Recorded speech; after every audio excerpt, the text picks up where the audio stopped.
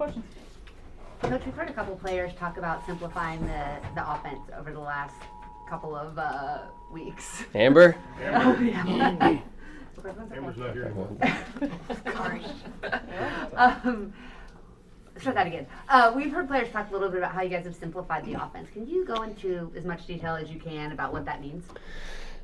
Just giving them less action and more simple shapes. So one, talking about our pace in the second half, wanting us to just play at a faster pace. And then two, just really focusing in on spots on the floor. And so you see a little bit of everything, right? Spreading it out with some 5 out more, some sets with 4 around 1, but just really trying to give them simple shapes to then allow them to play out of less actions, and now they can just make simpler reads. So maybe more read and react than less set plays? Mm-hmm. And has getting some of your players back been what's been enabled you to be able to do that, or has it been the constant shifting of the lineup that's kind of forced it? I think a little bit of both, but I like where we're at right now, and I like that our group is buying into it, and just each game, each practice, you can see the comfort and confidence growing within what we're trying to do. So we'll stick with it. Yeah, it's good.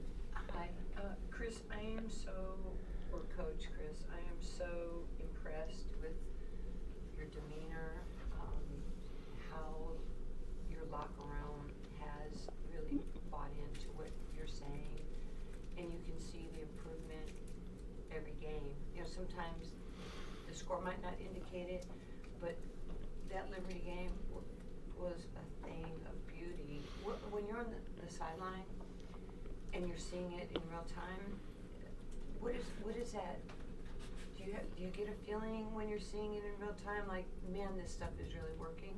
Yeah, those are moments of joy to just kind of step back and appreciate all the work that the players put in, and to see it come together in stretches like that's why you coach, really. It's those moments, and sometimes they can be few and far between.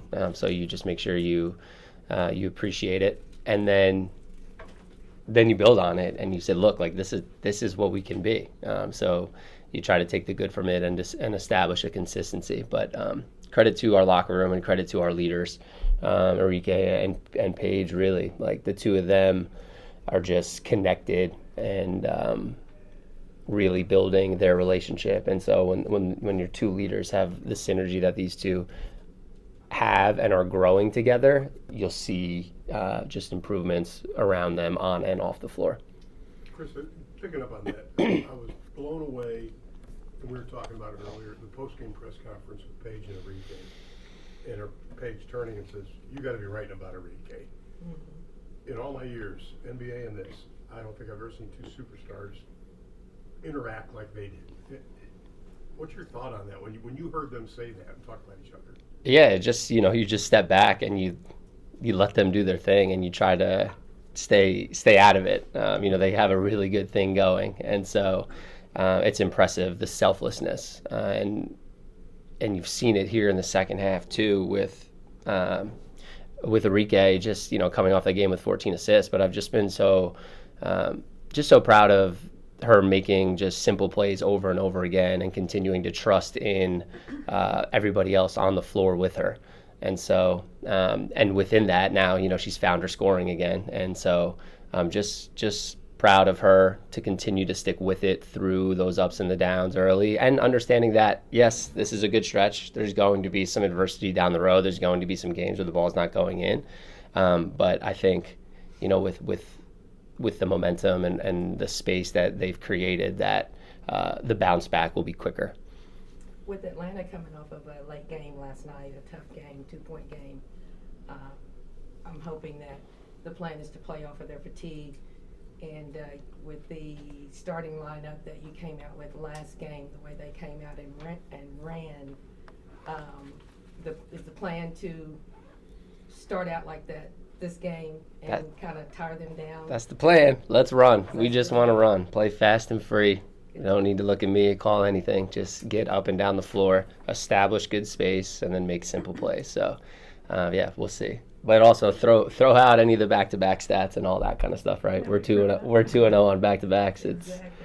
There's no rhyme or reason for anything in this league sometimes. Coach Chris, about 2/3 of the way through the season, you've had a lot of adversity this year. Besides wins and losses, how are you evaluating your performance as a coach? Yep. Locker room, just the relationships, player to player, coach to coach. And then on the floor, sometimes the ball's going to go in, sometimes the ball's not going to go in. But are we making the right play? Are we getting to the right spots on the floor? And are we, playing the brand of basketball that ultimately we want to be playing? And I think there's a shift, and we've just been playing better basketball and more selfless basketball and making simple, selfless plays over and over and over again.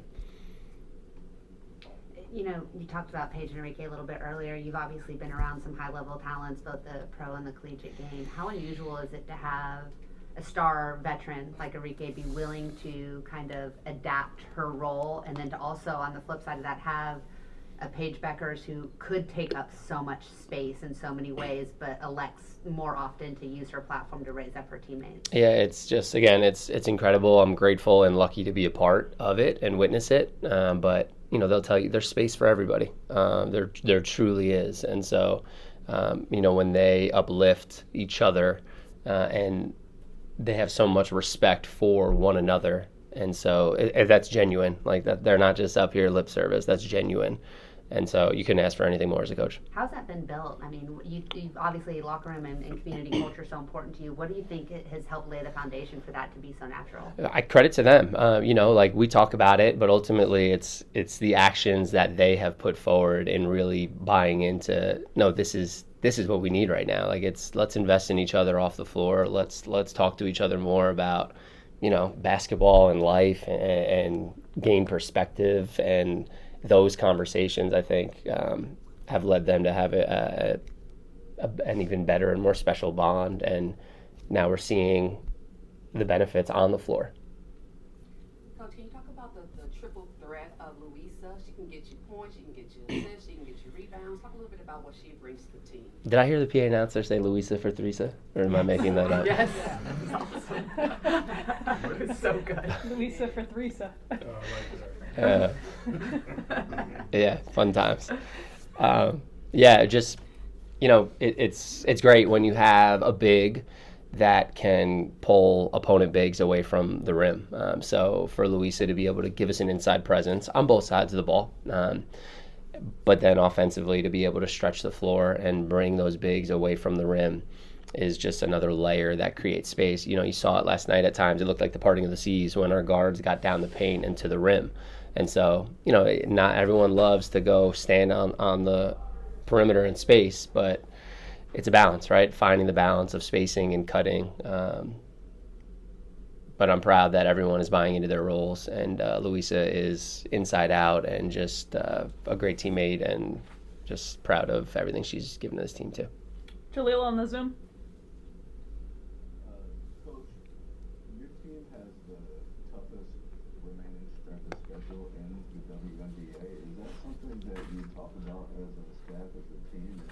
How do you kind of, navigate thinking about those kinds of things, or do you just kind of take every game as it's going? Yep, one game at a time, one practice at a time, one possession at a time. Just again, trying to really focus small on things that we can control. Yes. Coach, thank you. Okay, thank you guys.